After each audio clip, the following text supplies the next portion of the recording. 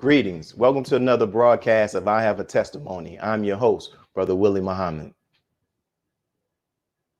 God came to us to seek and to save that which was lost. He raised a man from among us. He, the Honorable Elijah Muhammad, laid the foundation. What I'm doing is something that comes from him through me, and the thing that he uses in me to do the work is my faith in him and the word that he taught. To produce men and women who wanted to clean up their life and build an independent nation for the glory of God. Today, we are closing out this month's focus, which was highlighting some of the Nation of Islam's up-and-coming stars. Throughout this month, we have interviewed Sister Nzinga Muhammad from Rochester, New York, Brother Rashad Muhammad from Austin, Texas, and last week we interviewed, which was a very powerful interview, like the others, Sister Aaliyah Muhammad and her mother, Sister Kiana Muhammad. Both are from Houston, Texas. Our final guest for this month is our brother Goalden Chyld. With over 1,500 followers on SoundCloud, over 36,000 followers on Instagram, more the last time I checked. And also, Goalden Chyld has built a platform for himself from the ground up. So he's a conscious rapper, he's a poet, he's a singer. This young brother is using his music to uplift his people, and he's a lyricist. Look, I tell them I'm God, no cap. Hey, they be like, how? I'm black. Look, take it or leave it. I say I'm a nigga, you ain't got no problem with that. Damn, I just adopted a new way of thinking, so I'm only dealing with facts. You know that. So y'all can get mad and stay in y'all feelings, but I know I'm right and exact. Give a damn. I know this ain't what you used to, no. You notice that new, yeah. Fresh out the rapper, I'm not like these rappers that talk about what they ain't do. Can't be no beefy, cause really I know that the youngins gonna do it if we do it. I gotta be big bro, just so little bro understand how King do it. Y'all done got used to that lean music. I'm only making supreme music. All of my verses, they take time. I don't just say whatever I think through it. No, this ain't gang, but I got brothers that somebody won't be stupid. But we trying to save lives, not take lives. So let's not be foolish. You can find me in the ghetto, yeah. Shot-town, young fellow, yeah. Southside bodies drop every day cause the youngins be shooting like mellow, yeah. And you can get mad at the youth, but the youth ain't got enough examples, damn. So you part of the problem if you talking about them, it ain't got no answers, damn. You know you. I sound like my brother.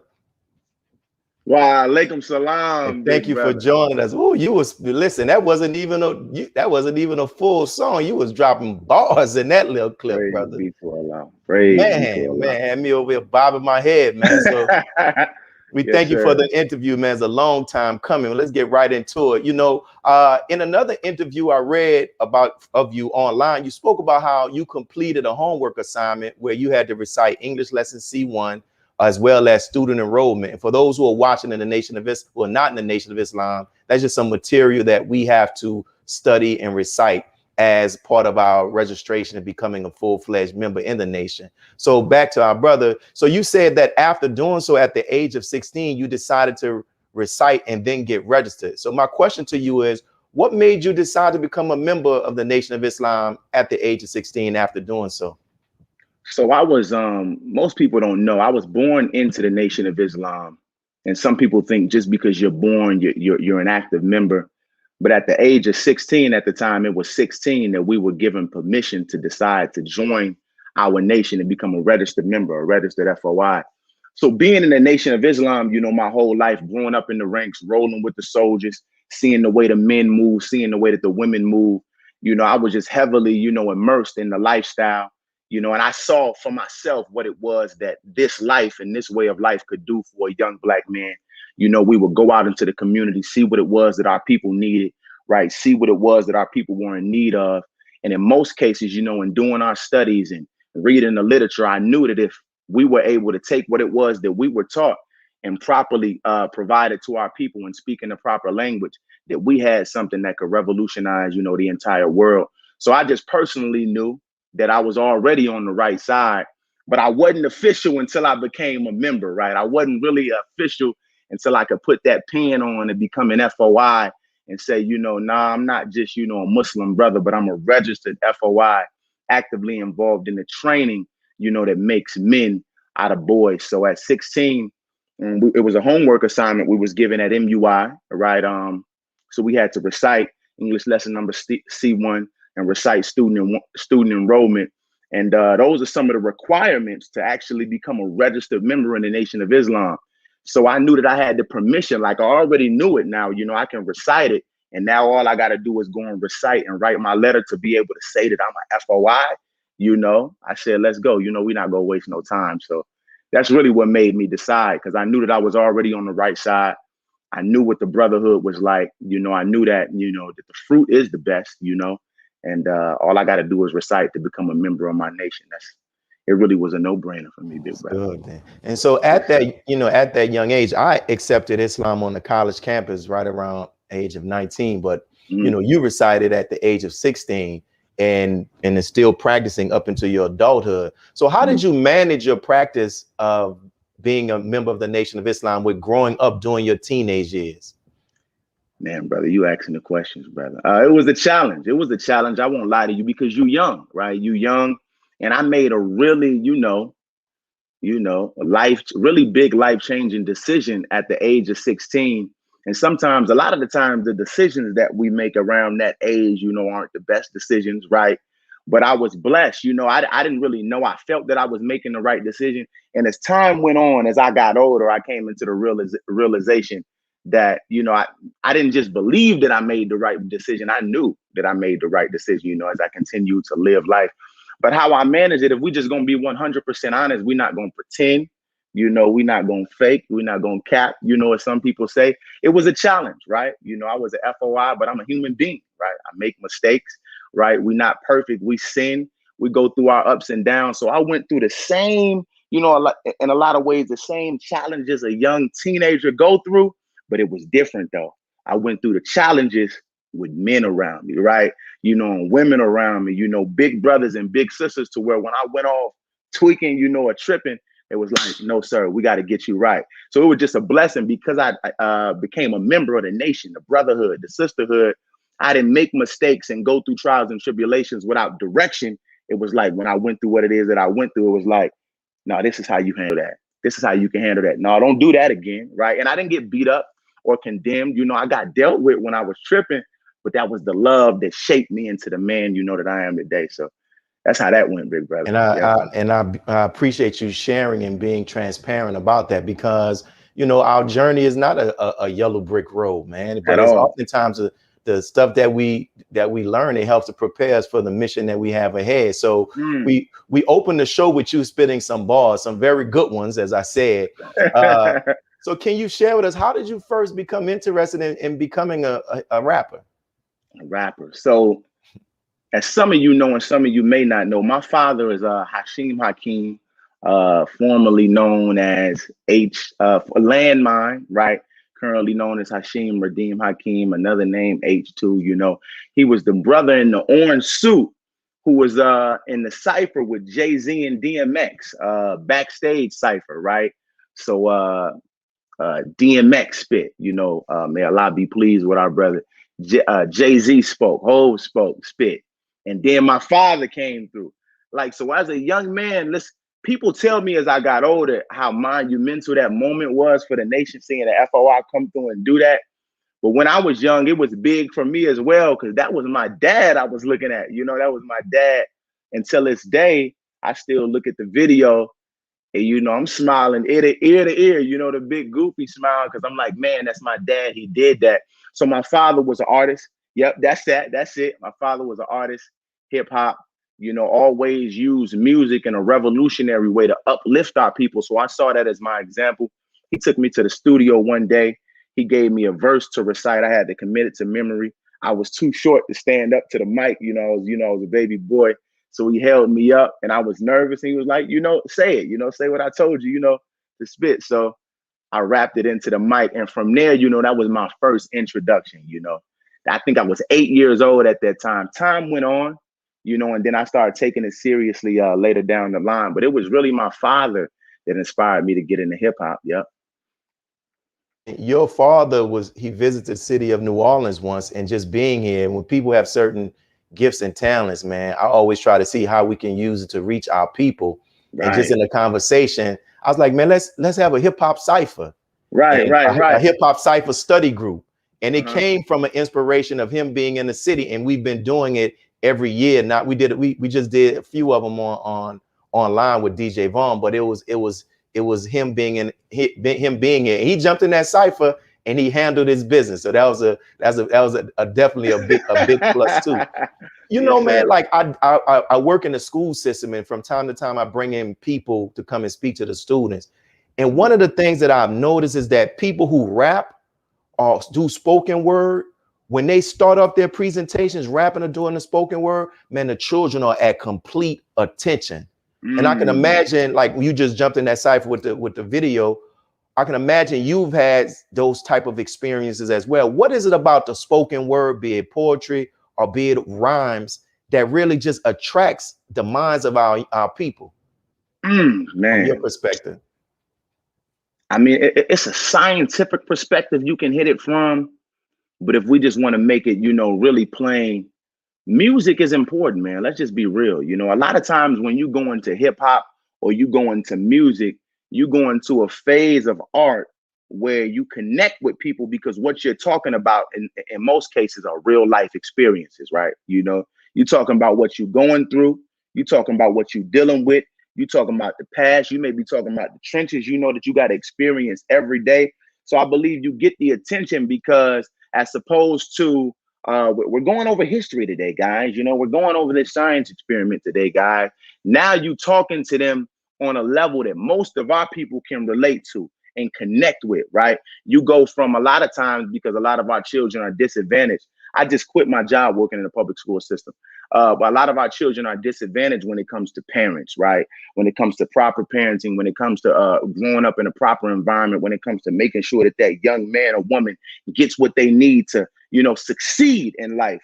Because our children are disadvantaged, it's not a lot of times that they don't want to learn and that they don't want to be successful. What the issue is, a lot of times they can't compute and understand the way that they would had they had the proper tutelage, a father, a mother, the proper support system, and not going back to such harsh environments when they get out of school. Like if you start to see what our children are dealing with when they leave the school, right? They live an entirely different life. So when they come into school, they may not connect with, you know, a lot of the academics because they're not getting the help to understand it. But what they can understand is you having a conversation with them, right? You talking to them. So in spoken word, you talking to them. Now it's a conversation. We build it. In hip hop, they can understand that. They can relate to that. They can bounce with that. They can vibe with that. Even if it wasn't no words, you hear me? If the beat right, it's like, yeah, that's something they connect and relate with. And like you said, before we even go into the presentation, before we even go into the performance, you got their attention because now their mind is like, oh, you about to deliver something that chances are I can connect with, I can relate with. Sometimes we drop the ball as quote unquote conscious artists. We got their attention. Then you start spitting some trash and then it's like, you know what I'm saying? But, you know, for the most part, I feel like you get their attention because you speaking to them on a level that they can connect, you know, and a lot of times it's through spoken word and it's through music. That's real, man. Just because somebody is not rapping lyrics that's dealing with shooting and killing, that doesn't always mean that the lyrics are fire. You know what I'm saying? Right. And then in addition to that, what I tell people as well, I tell people, look, man, the conscious rappers I know in the city, I said, man, you can have those lyrics, but you got to rap over some ignorant beats because it's still hip hop. When you listen to Juke, that's one of the top songs from the city of New Orleans. I made this point before we go on the break, is Juvenile Back That Thing Up. When you listen to, he ain't really saying nothing. Want to in the backyard, a snack yard, but the beat is crazy. Yes, and when the beat catch the ear, then people start listening to the lyrics. So we're gonna pause for our first break and we get some announcements from our sponsors. But we'll be right back with our brother Goalden Chyld, hip hop artist in the Nation of Islam and outside the Nation of Islam. This is your brother Willie Muhammad with I Have a Testimony. Peace.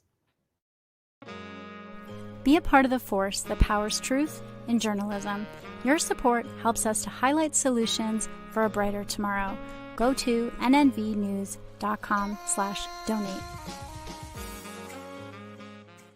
Asiatic Minds, online education, helping our children to discover their God-given skills, gifts, talents, and passion that will allow them to see their greatness, as well as the greatness of our people, and upon discovering that greatness, infusing them with the desire to use it for the betterment of themselves, their families, our people, and the world. Call now 502-219-4848. This is Sister Sajda Muhammad. We are proud to announce that the Sajda House commemorative Elijah coins are finally here. This priceless heirloom, made from recycled copper from the messenger's home, is now available at sajdahouse.com. The hashtag Bank Black social media campaign made strides not only in revolutionizing how we bank, but also how we think. The movement inspired thousands of African Americans across the country to transfer or deposit millions of dollars into Black-owned banks. These are banks that will invest in urban communities, employ African Americans, support Black businesses, and inspire Black home ownership. This is a very proud moment for our culture as we are taking small, but significant, steps towards building Black power through Black wealth. Thank you for tuning in to NNV News. Please share your thoughts with us in the comments section below. Follow us on social media at NNV News, and please subscribe to our YouTube channel, National Network View. This is Clifton Muhammad with NNVnews.com.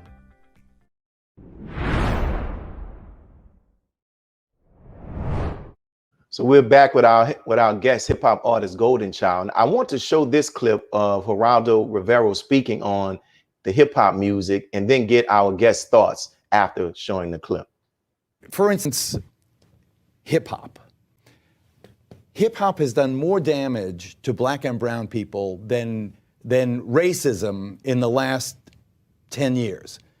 When you find the youngster, a Puerto Rican from the South Bronx or a Black kid from Harlem, who has succeeded in life other than being the 1/10 of 1% that make it in the music business, that's been a success in life, walking around with his pants around his ass and with visible tattoos, or it is this whole ethos. And I love Russell Simmons. He's a dear friend of mine. I admire his business acumen. At some point, those guys have to cop to the fact that by encouraging this distinctive culture that is removed from the mainstream, they have encouraged people to be so different from the mainstream that they can't participate other than, the racks and the garments. So we're back with our brother Goalden Chyld. So, what are your thoughts about what Geraldo Rivera shared? Has hip hop been more damaging to the Black and brown communities over the last decades than racism? I just say this: he couldn't talk like that around me and my brothers at all. We've been done grabbed him. No, that's if we was off camera, of course. But if I was sitting right next to him, I believe it's a really idiotic position to take, to say that hip hop has caused more damage to Black people than racism has in the past 10 years. Is to say that racism and the system of white supremacy is not the reason that hip hop sounds the way it sounds today. You understand what I'm saying? Let's not do that. But I would have dealt with it much more graciously. Like, we got to understand, music is used as a tool to express what it is that you're dealing with, to express the current condition, to express and release, sometimes the pain and the hurt and things that you're experiencing in your life, or just express the happiness, the ups and the downs. So when you listen to hip hop, right, which in most cases is promoted and advertised through media that is owned by our enemy, right? When you listen to hip hop, a lot of times they go and take young Black men and young confused Black women and prop them up, right? But before they made the song, they were living in a reality, right? And in an environment that conditioned their minds to say, this is what I want to talk about today, right?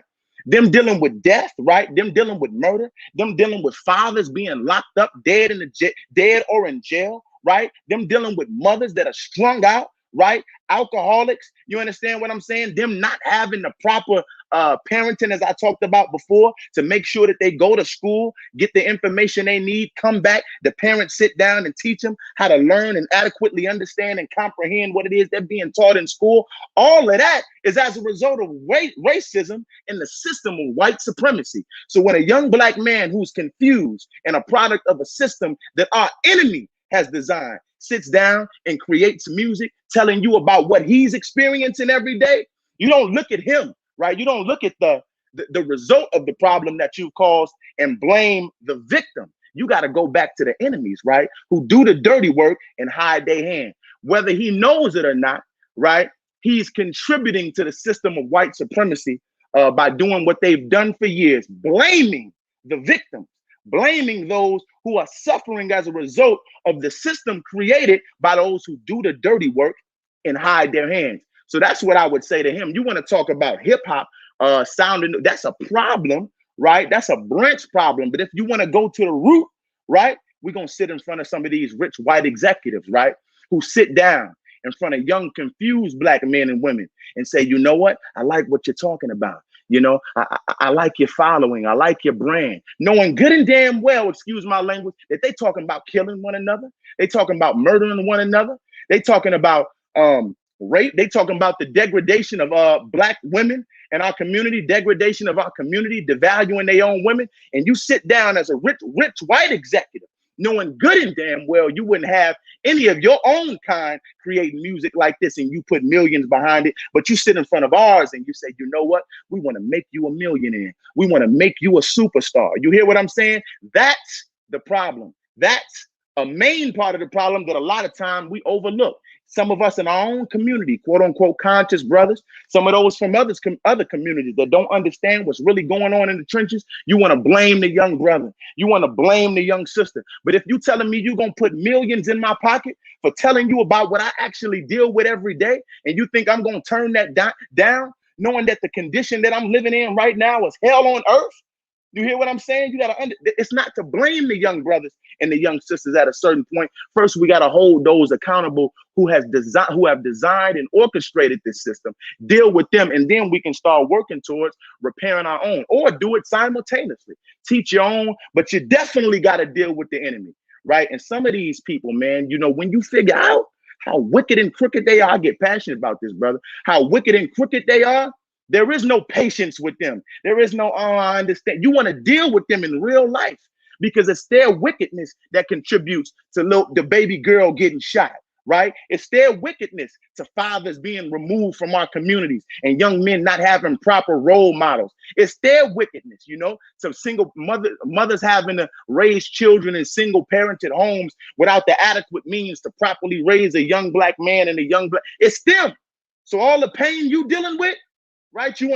Sometimes we only know how to blame those in our immediate surroundings, and those in our immediate surroundings look like us, but they're not the root. It's those who do the dirty work and step back and said, oh my God, this doesn't make sense. Hip hop has caused more damage to the black community than racism has in the past 10 years. No, sir. Beautiful, man. Yo, listen, keep it. And I want you to be you, your authentic self, man. Yo, that was a drop the mic response right there, brother, by Allah's grace and permission. Mm-hmm. Beautiful, but that you answered that perfectly. And so, you know, I was reading another, it was the same interview I mentioned earlier that I read online that you did, and you talked about how you take the teachings of the Most Honorable Elijah Muhammad and the guidance of the Honorable Minister Louis Farrakhan, and you put them in your music in a way that people can easily digest. Can you explain how you use that process, that process of you doing that? In a way that listen, I tell people all the time, you can want to do as much as you want to do for your community. You can want to change it overnight. You can want to revolutionize it. You can want to beautify it. But if you're not in the trenches, right? If you're not in the community, if you're not amongst your people, if you don't go amongst your people, have those conversations, learn the language, learn what it is that they're dealing with, right? To feel, right? You got to feel, right? What it is that they're experiencing, right? And then you got to listen to them talk. We go into the community telling them what we going to give them and what we think they need. No, listen to them. Let them tell you what they're dealing with. Let them tell you what they've experienced. Let them tell you what they believe they need in their community. And then you make the proper adjustments. So when it comes to making music that people can relate to, I believe a lot of times, quote unquote, conscious artists miss out on the ability to connect and relate, because either you done got some knowledge and you forgot that you was just in the trenches yesterday, that you was just ignorant yesterday, or you was never in the trenches. You done got some information and now you want to help your community, but you don't know how to relate to them because you can't speak their language, right? You don't know how to talk to them. You don't know what may trigger them. You don't know what may upset them. You don't know why they don't want to squash the beef. You hear what I'm saying? It's a reason a lot of them talking about we ain't squashing no beef. To hell with squashing the beef. F squashing the beef. Don't bring that over here. You know, it's painful. You hear me? I know personally, I'm gonna just be 100% honest with you.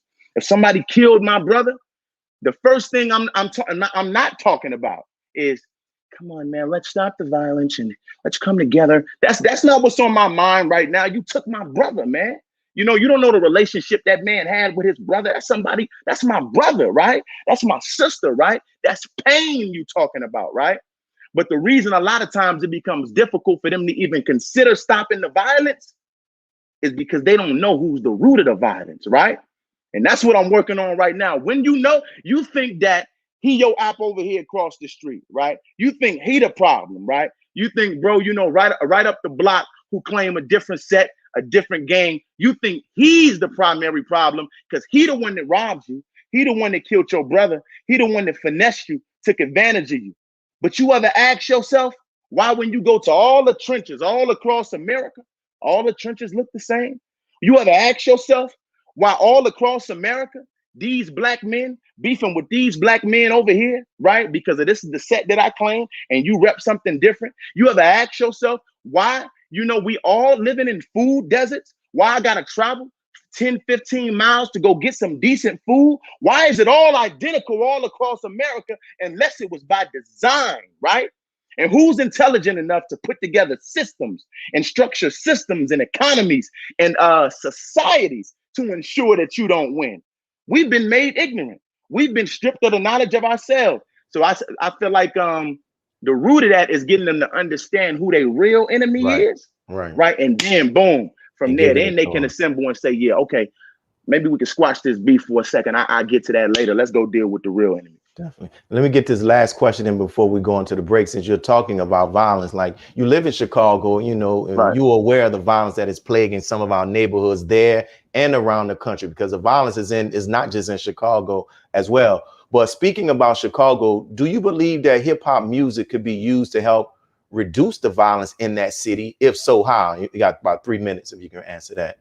I believe it can. The same way, you know, it helped enhance the violence, because you can't just say hip hop music started the violence. Nah, we was killing each other and murdering each other before the Chief Keefs and all of that, right? But the Chief Keef, he enhanced it, right? You put it on social media and now you glorify this lifestyle. He enhanced it, right? So the same way it was used to enhance, right? We can use music to, I don't know if de-glorify is even a word, but make our children and men and women look at this lifestyle as something that we don't need to be involved in. But if you go and do that, you got to understand them first. It ain't no, hey, you need to put down the guns. Y'all need to stop the violence. Y'all need to stop killing each other. Y'all don't make no sense. You create music like that, you're just going to get more resentment because you're speaking from a perspective, whereas you don't understand. But if we had these conversations, if we understand, if we able to dialogue, if we able to be balanced men and women and start to work towards solutions in our music, once a man know that you love him, once a woman know that you really love him, they're able to listen to what you're talking about. They say, we don't know how much, we don't care how much you know until we know how much you care. And once you start to establish love and implement love and care, then start to work towards a solution, our community all get on the same page and say, we're not doing this no more. Anybody else that wants to continue furthering the degradation of our community, once the community is on the same page that we're not doing it no more, at that point, it go from, you know what, we're trying to be, to no, we got to deal with you. We got to deal with you because now the babies got to suffer. Grandma got to suffer. The women got to suffer. And we saying we don't want this no more. You understand what I'm saying? So that's what I feel like. If we use music in that regard, then yeah, it can do a lot to reform. Beautiful, man. Beautiful, beautiful responses. And I love how your responses are balanced and they don't get, you know, sometimes our responses can be so utopian that we're not factoring in reality, and we're not factoring in real circumstances that people face. When we go back to our home, they still facing that, you know, and that affects how they're going to navigate. So for those who are watching, I know you're enjoying this video. Tag this interview, tag other people, and tell them to get on, because we're approaching our next break. We got like another 30 minutes, but our brother is bringing that smoke by Allah's grace and permission. So we're going to pause for some announcements from our public sponsors, and then we'll be back with more with our brother Goalden Chyld. Be a part of the force that powers truth in journalism. Go to nnvnews.com/donate. Worldwide, 24 hours a day, 7 days a week. Download the Final Call Radio app and take us everywhere. On your phone, on your computer, on your tablet, on Instagram, Facebook, and Twitter. You can also log on to finalcall.com and click the Listen Live button, or finalcallradio.com. Final Call Radio, the official voice of the Honorable Minister Louis Farrakhan and the Nation of Islam. Please share your thoughts with us in the comment section below. Follow us on social media at NNV News, and please subscribe to our YouTube channel at National Network View. I am Willie Muhammad with nnvnews.com.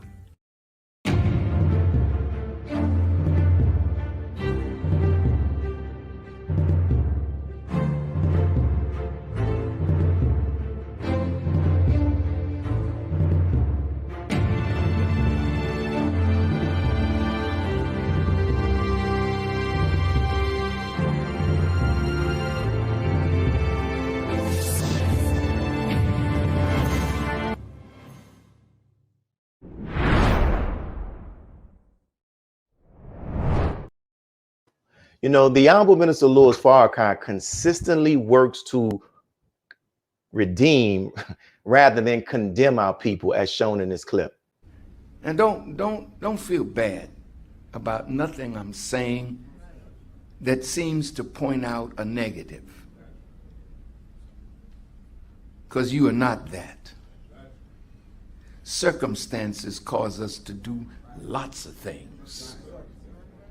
So I'm not dealing with what circumstances have caused us to do and the way we live. I want to deal with the real you that's sitting up under the face that you present to the world. You know, like we mean mug each other. You know what I mean? There's no gentle warmth, you know, because we're afraid to show any kind of compassion or humanity, because they might think I'm a punk or something. And that's one of the things that makes the Honorable Minister Louis Farrakhan so beautiful and effective. So in our conversation online, you mentioned that you've had the opportunity to meet the Honorable Minister Louis Farrakhan on several occasions.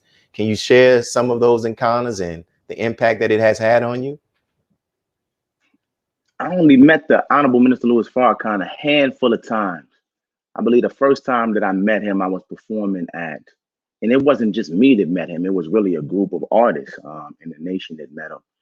And he was just telling us to keep doing what we're doing, and that he felt like the nation was in good hands, you know, considering the type of music that we was making, and really just seeing the mindset that young members of the Nation of Islam were in terms of the music we was creating. That was one moment.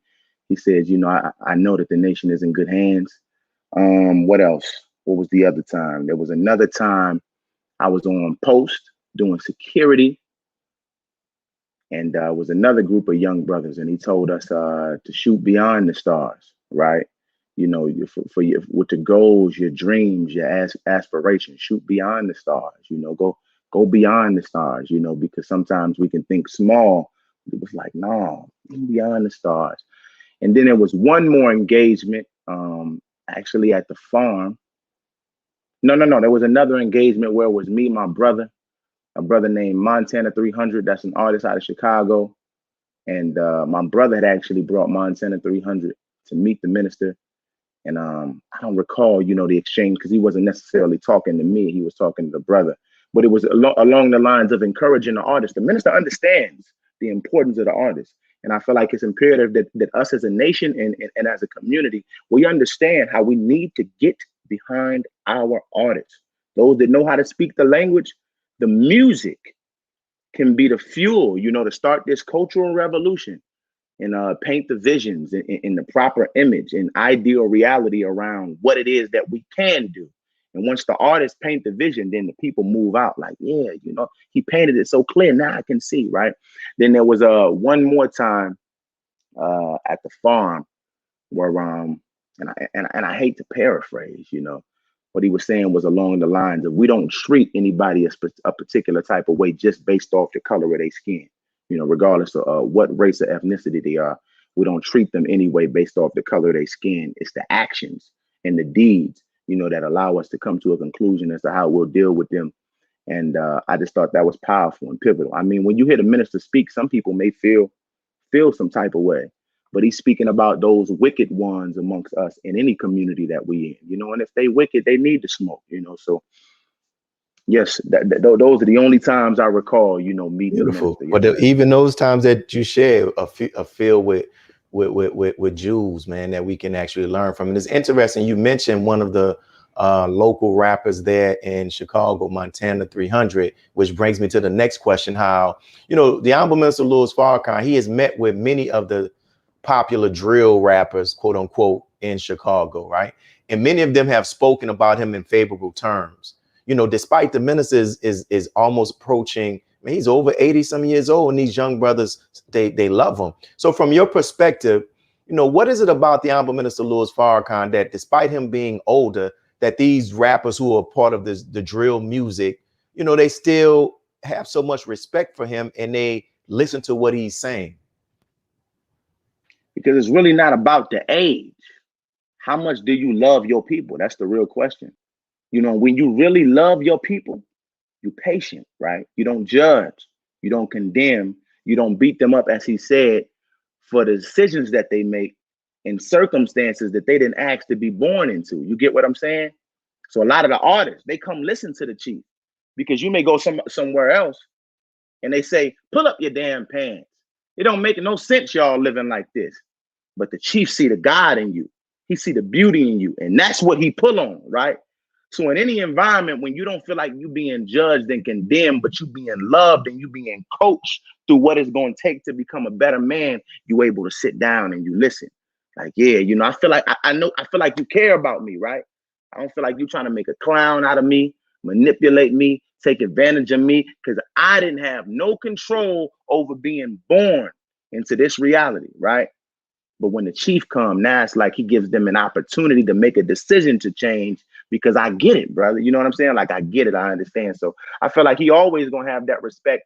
And all of us should look at the Honorable Minister Louis Farrakhan's example. If we want to revolutionize our community and get into the minds of those young brothers and sisters that may be ministers to society, stop being so judgmental, and condemning them for the decisions that they make in a society that was designed to ensure that they were either dead in jail or illiterate or non-productive. You get what I'm saying? So I feel like that's the reason. And more of us can be like that. That's what I'm striving to be like. No, that's a beautiful example, man. And to know that and strive for that is a great thing, because, some of us try to replicate the Honorable Minister Louis Farrakhan's dress, his hairstyle, his glasses, his tone, but it's really his spirit that we need to, and like what drives him to do what he does. And as you mentioned about his example, this title of this show is I Have a Testimony. If you had to stand before the world and select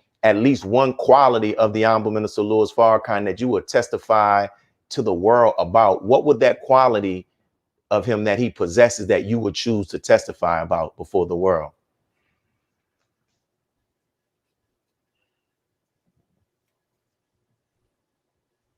You said just one, brother. Come on. I know, man. I just thought about it.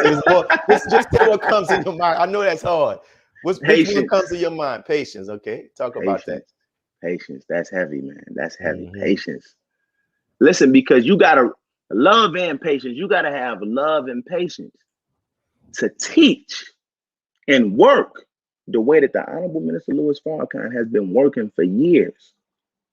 and still see some of us not follow instructions, not listen, be niggardly, go back and do contrary to what he said, talk down on him, try to drag him, throw him under the bus. You got to have real love and patience for your people to deal with the black man. You feel me? To deal with your people. So I would say love and patience, because in the minister's patience, I've seen his ability to where, you know, somebody rub us wrong. We, you know, come on, man, I'm done. Somebody talk crazy talk crazy about it. It's like, yeah, you know, we through with them. But the minister has been patient. Love, patience, and understanding. And in his understanding, I've watched, you know, what the minister's works and words have been able to do to transform a man over time. I heard the minister said, I never wrote nobody off, right? You know, because you never know where a man or woman is going to end up, right? So it take a perfect love, man, and a different type of patience and understanding to deal with your own people that condemn you, talk crazy about you, throw you under the bus, not follow instructions, and still get up every day and go to work for your people because you know what resides inside of them. So, yeah, those three qualities. I love your insight, brother, and I love that, man. And that is everybody doesn't see like that, and everybody doesn't understand the Honorable Minister Louis Farrakhan like that. So that's a blessing to continue to keep developing in that way. What would you say has been the Honorable Minister Louis Farrakhan's biggest impact on you personally? I'm gonna lie, man. I think it was my parents. My parents. I'm certain it was my parents. It was what they were able to do for my parents that ensured that my parents raised me up in this teaching, right, to be the man that I am today. You know, I always say, because I put it like this. Before I came to Muhammad University, right, and before I became a registered member, I was already on the path of being dead or in jail. I was already on the path, right? But before I was put into Muhammad University, right, when I was put into Muhammad University and when I became a registered member, you know, that's when I started to immediately notice the change in my life, right? And I was raised, you know, up in the nation. But it was just like, you know, it was certain seeds that was inside of me that didn't blossom and didn't grow until I submitted to the process. I would have to say it was my parents, because like I said before, like I was in public school, you know, I was tripping, man. I wasn't all the way there, you know, but it was the teachings, man, and my parents that kept me on the straight path. So I got to thank the Honorable Minister Louis Farrakhan, you know, for what he did for my parents to make sure that, no, you're going to stay on the straight and narrow, black man. That's beautiful, man. And you know, brother, that's all a part of our journey. You know what I'm saying? It's like Mary J. Blige did the interview on the Breakfast Club, and I got the opportunity to watch the documentary. But what I realized is that, yes, our sister has caught hell in her life, and you can tell. But if we remove the hell that she caught in her life, we may not have the Mary J. Blige that affects millions of women. So it's like, we want the, you know, like the minister often said, we want the crown, but we don't want the cross. And I think Kanye West on one of his songs, he was talking about, he said, I gotta testify. Ironically, it's called I gotta testify. He said, it's funny, the same wrongs helped me write these songs. You know, and that's the thing, because one of the things that made Tupac so relatable is because he talked in a way where people was like, man, that's what I'm going through. You know what I'm saying? That's what I'm going through. So look, we're going to go to this break. And we're going to be back to finish this interview off with our brother. So for those who are watching, make sure you all hit the subscribe button on NNV News Network. Also, make sure you share this link and invite other people to catch the last 15 minutes of this interview. So this is your brother Willie Muhammad. We're going to pause for some announcements from our sponsors, and we'll be right back with our dynamic guest, our brother Goalden Chyld. Be a part of the force that powers truth in journalism. Your support helps to combat false media. Cash App, NNV News. Asiatic Minds, online education, helping our children to discover their God-given skills, gifts, talents, and passion that will allow them to see their greatness as well as the greatness of our people. And upon discovering that greatness, infusing them with the desire to use it for the betterment of themselves their families, our people, and the world. Classes begin September 1st. To enroll, visit AsiaticMinds.com. Greetings from National Network View. This week's Final Call cover story headline is dedicated to a champion in the liberation struggle, as Africa and the Black world are honoring the late Kenneth Kaunda, a hero of the struggle to free the motherland, a longtime statesman and leader in efforts to move Africa forward. Zambia's founding president recently departed this life at age 97. This remembrance and tribute includes a special message by the Honorable Minister Louis Farrakhan regarding one of the giants of Africa. This FCN volume number 38 edition middle page article is entitled, "The Judgment of Allah Has Entered America." To read more, subscribe to finalcalldigital.com and tune into the all-new Final Call Radio. This is the NNVnews.com Final Call cover report. He anointed our head with oil till our cup runneth over. He who, Master Farrakhan Muhammad, that is he. This is Sister Sajda Muhammad. We are proud to announce that the Sajda House commemorative Elijah coins are finally here. This priceless heirloom, made from recycled copper from the messenger's home, is now available at sajdahouse.com. Please make sure you leave your comments and questions in the comment section below.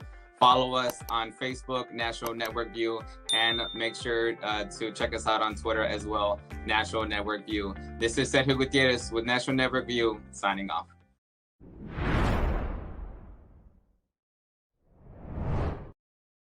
So if you have not had the opportunity to hear the music by Brother Goalden Chyld, please take some time to do so. Here's a clip from one of his songs titled Born Targets. So psychologically, they making your brothers your rivals. Babies having babies, can't no baby teach a baby. So the youngins grow up lost. This by design, they make us doubt hope that anything will change. So we remain in this train of thought that make us think the hood is for us because we down low. When a man pushed to his limits, yeah, he's dangerous. And we're pushed to our limits every day out here. It hurts a man to know that he got children and a wife, but the system make it hard for him to get paid out here. And as a man, we're obligated to make a change out here. But the change we make depends on what's in our brain up here. And a lot of us aren't educated on the way to use our brain to make a living in the non-illegal ways out here. And they know that, so they give us drugs to sling out here and take this here, cause it ain't safe out here, you'll need these guns. See, they supply, but we're the ones locked up. See, it's a scheme, it's a plan on us, my brother, wake up.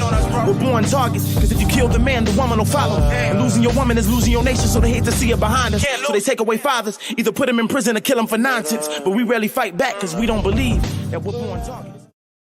Wow. Fire. You're a dragon, brother. So I'll start off with this question. You know, from your perspective, how can young Muslims who are around or in your age bracket help to continue the Nation of Islam in the future? And what would that possibly look like from your perspective? Thank you for this question, brother. Because I always think about things along those lines. I'll say this: accept your own and be yourself, man. Accept your own and be yourself. I'm speaking directly, to the young Muslims in the Nation of Islam. Do that, right? It's a challenge. This world has a great pull on us now, right? A strong pull on us, so much so that we have what God brought to us, but the devil has made his world look so much more attractive that we leave what God gave us and say, this is what we want, right? Accept your own and be yourself. Anything worthwhile and anything of value is going to come with a difficulty factor, right? So to accept your own and be yourself, it's worth everything, all the challenges that come with accepting being a Muslim, accepting being a soldier, accepting being an FOI, accepting being an MGT, right? It's worthwhile. The reason I say accept your own and be yourself, because there is no furthering the nation, right? There is no propelling the nation, into the future in the way that it needs to be done. If we want to be like this old world, the nation, right, is put into place to establish God's kingdom here on earth. You hear what I'm saying? God's kingdom, right? This world is going out.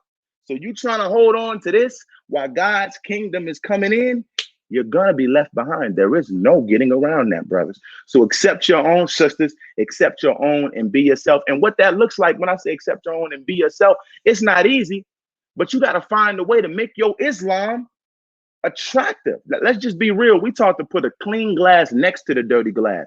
We're not condemning the dirty glass, just put a clean glass next to it. And anybody in their right mind see a dirty black glass of water next to a clean, sparkling glass of water is going to choose the clean glass over the dirty glass. What we got to do is figure out how not to condemn the dirty glass, but to live righteously, be an example, get money, good homes, friendships in all walks of life, be spiritually balanced, but do it righteously. Because that's difficult most times, a lot of us fall away from it. Nah, it's easier to do this over here. But I'm telling you, if you put your time and your energy and your effort into being an upstanding man, an upstanding woman, a decent man, a decent woman, a proper FOI, a proper MGT, it's not going to be easy trying to figure it out. But when you figure it out, how to properly submit and be that man, I'm telling you, man, there's so many blessings come with it. So that's just my message to the young brothers and sisters. And it took time for me to get to this point. But after seeing, what happens when you go the other way, they say a hint to the wise is sufficient. Some of us going to have to get chastised. I saw enough hints, to know that, nah, this is where I want to be. But see, what you said is so profound. And I think that's one of the sayings that we just stay on the surface when we say accept our own and be ourselves. Some people stop at us being just original, man. No, but who are you as a person? You see what I'm saying? And we can't be afraid to delve into, what do you like? And then your expression of Islam and how you put the work in. But if we don't want to delve into that, well, we're going to end up being just copies of somebody else. And then as we get older, we look back, man, I wasn't being myself. Well, that's your fault. You should have been yourself. Should have had the courage to be yourself. And you mentioned something earlier, and I want you to talk about it a little more in depth because it's key. You talked about how important for us as a nation to get behind our artists who will put out quality music, because I'm just going to keep it a buck with you. Everybody who have saying that they wearing the FY uniform or headpiece or have the minister's quote in one of their songs, that's good that you have it, but everything ain't of the same quality. I'm just going to be honest with you. That's just how I feel. But when you have people like yourself who have a proven track record of can handle themselves on that microphone, what can we as a nation do? Like some specific examples for those who are going to watch this video, this interview, of how we can better support you all in your efforts. Brother, I want to thank you for that question again, brother. You got all the right questions, brother. Praise be to Allah. Because listen, brother, it's a question that needs to be answered, and it needs to be answered in detail, but I'm going to do my best to answer it as quick as possible. First of all, a brother said to me, the revolution may not always be about money, but the revolution is always going to cost money, right? And that's real. This stuff costs money, man. It costs money. Let's just be 100% honest with you. We may not have to spend the same amounts, elaborate amounts, but if we think that we're going to do this without funding, come on, knock it off, right? And then you talk about the other tools, right? You may have a manager. Like this is my thing. When you don't accept your own and be yourself and get behind your own, you find yourself chasing everybody else when you got the jewels in your own nation, right? And yeah, I just want to leave it at that. But we need funding, man. We need funding. You need financial support. You need managers, right? And even if you don't got any of that, share your brother's music, repost your sister's music, put it out there, right? Now you can't, some people may say, I'm making righteous music, and you may expect for it to get shared, but it may not be of a certain quality, so it don't get shared. Don't blame your nation for that. Go back and get better. But funding, and then, we got to just come together and find out all the tools that we got to properly promote and advertise and market, a project in music. But I keep saying funding because I put it like this. An artist just recently said, and I didn't know this until I came into this information, to break one record independently, it costs $250,000. All right. We have a nation. We have a community. You hear what I'm saying? The messenger said unity will solve 95% of our problems. So me by myself trying to go get $250,000, yes, I can do it. I'm a God. But the nation can do that instantaneously. The community can do that instantaneously, right? So you want to put the proper funding behind your artists, make the proper connections and relationships. You know people that could help put this brother in position, but because you're not getting behind your nation and you want to be on with everybody else, you don't build your own. We got to build our nation, work within our nation. And sometimes the connections that we need may be outside of our nation, but you got to present yourself as a nation and as a soldier for you to be respected when you come to anybody else. And that's just all I would say, man. That's a fact, brother. Because I say sometimes, like when we talking about doing something and you don't have there's no discussion about the role that finances play. That's mystery God. That's a fact, because money plays in our and it was the brother from Memphis, the one him and somebody else recently said it take about $250,000 to break. And he was saying not an album, but one song. And I love how you said for those who are watching, the least that we all can do is when we come across their material online, hit the like button, heart it, share it, send it to the other people so we can begin to start building up their stream so they can also generate income to begin to start doing things. And as we get ready to close up, this other question I want to ask you, how can people access, it's a two-part question. How can people access your music, and are you working on any other new projects right now? Yes, sir. Yes, sir, I am. You can access my music, goldenchyld.com. Both of these websites take you to the same site, goldenchyld.com, GOALDENCHYLD.com. Yeah, that's it. That's it on the screen right there. You can just click that. Or if it's easier, you can type in officialgc.com. They both take you to the same site, and you'll be able to get my music and everything. And right now, I'm currently working on a project that I'm going to need a $40,000 budget for, right? Before I would say, you know, man, but if we want to do it right, you know, and get this before the people that need to hear it, it's a lot of people that have not heard my music in a sense because I just haven't had the budget behind it, you know, to promote it the way that it needs to be promoted. I've done a lot organically online, millions of views organically, but you're talking about putting a budget behind it. That's the right way to do it. So with this project, I'm working on a project right now that I'm going to need a $40,000 budget for, but it's called Battle Cry. And this is really the first place I'm talking about it, big bro. So praise be to Allah. Battle Cry is going to be. How can people who want to contribute to that financial goal that you need to raise, how can they do so? Yeah, I was about to try to skip over that because I ain't even want you to feel like I was trying to. Listen, man. Listen, brother, it's real. I mean, listen, it is real, and I understand that. So for those of us who want to help, how can we? Yes, sir. The same website, goldenchyld.com. You can donate via Cash App, you can donate via PayPal, and you can donate via Venmo, right? And if you don't have a lot to donate, the least you can do is go buy a t-shirt, a piece of merch, you know, to support the brand. But, you know, I know you got some people on this page, you know, that's watching, you know, that may be financially established, right, brother? So if you want to do that, praise be to Allah, Goalden Chyld. Because I've seen some of the merch is God in the hood, right? God out the hood, yes, sir. God out the hood, so definitely. So, and we can follow you on. We got your Instagram, and go to his YouTube page. Let's support this brother, and I'll share it, and I'll even give a contribution, my brother. But thank you, man. Thank you for your spirit. You know, brother, when I come across good rappers and I hear some of this stuff that be on the radio, I get mad.